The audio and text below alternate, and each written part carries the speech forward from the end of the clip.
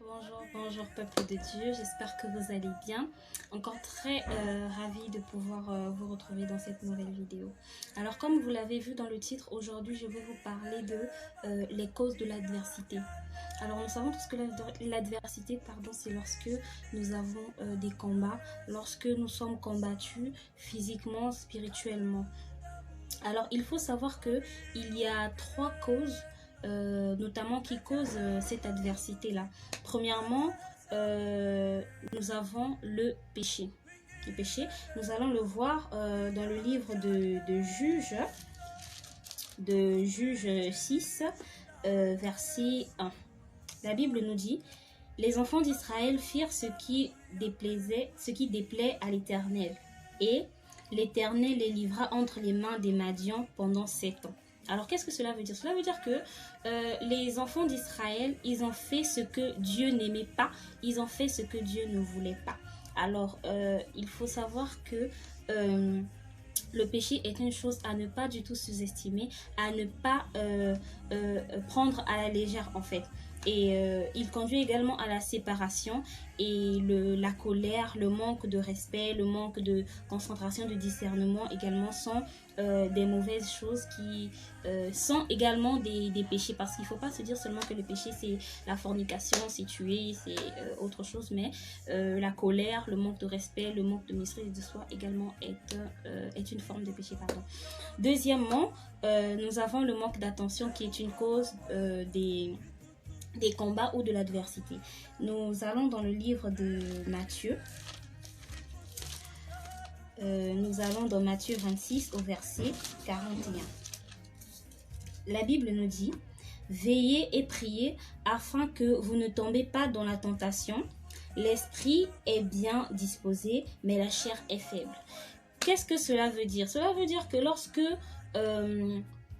nous sommes dans un moment de non-attention, lorsque on ne fait pas attention, lorsqu'on n'écoute pas suffisamment l'Éternel, lorsque nous sommes distraits, cela peut également ouvrir des portes à l'adversité. La sœur Nadège a chanté Bayaki Tango, Natikaki Ekuke Nanga Polele. Cela veut dire que lorsqu'on laisse une certaine liberté, lorsqu'on a un laisser-aller ou on laisse une certaine faut pas une légèreté quelconque dans notre vie, l'adversité entre, le diable il profite de cette occasion là pour notamment nous combattre, pour nous faire tomber, nous faiblir. La déconcentration également emmène certains combats dans nos vies. Alors lorsque le Seigneur nous montre des signes, nous devons être attentifs à ces signes-là afin que nous puissions savoir, afin que nous puissions reconnaître que là, il y a un manque d'attention. En fait, il y a de l'adversité qui est derrière ce manque d'attention. Alors, méditez cette parole, méditez cette parole, vous verrez et vous comprendrez énormément de choses. Alors, la troisième des choses, la troisième cause qui cause notamment l'adversité est Dieu. Pourquoi Dieu? Voyons ça dans le livre d'Exode au chapitre 7, verset 1, la Bible dit: l'Éternel dit à Moïse: vois, je te fais Dieu pour Pharaon, et Aaron ton frère sera ton prophète. Toi, tu diras tout ce que je t'ordonne, et Aaron ton frère parlera à Pharaon pour qu'il laisse aller les enfants d'Israël hors de son pays. Et moi, j'endurcirai le cœur de Pharaon, et je multiplierai mes signes et mes miracles dans le pays d'Égypte. Amen, on peut s'arrêter là. Par là, qu'est-ce que nous devons comprendre? Nous devons comprendre que Dieu est parfois à l'origine de certaines difficultés, de certains combats dans nos vies. Pourquoi? Parce que lorsqu'il le fait, il veut tirer sa gloire, il veut en fait que nous puissions comprendre que nous n'avons que lui. Vous voyez, il dit à Moïse d'aller faire des choses, qu'il opérera, qu'il y aura des signes et tout. Mais il dit ensuite que j'endurcirai le cœur de Pharaon.